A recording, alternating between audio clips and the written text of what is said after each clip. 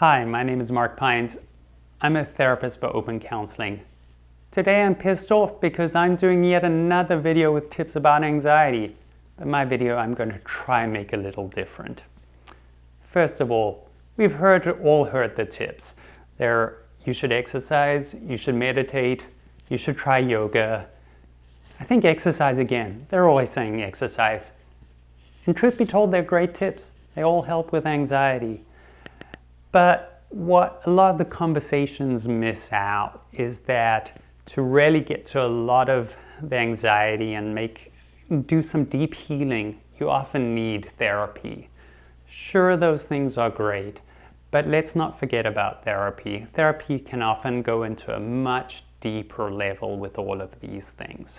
Before I get on to the benefits of therapy, I have a little beef. Because we can hear these tips so many times, and too often people just beat themselves up for not doing them. So if someone tries meditation and it's terrible, but then they start beating themselves up because they're not meditating, and it just seems to make the anxiety worse because I was anxious, I tried meditation, it was terrible, and now I just repeat to myself how much I'm screwing up because I'm not meditating. So don't let that stress you out.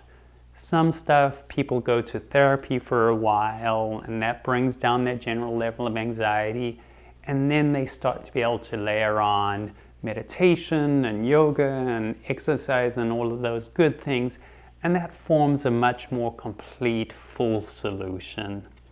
So I hope I've put your mind at ease. It's a really important topic and the tips are good, but put them in context. Thank you for watching.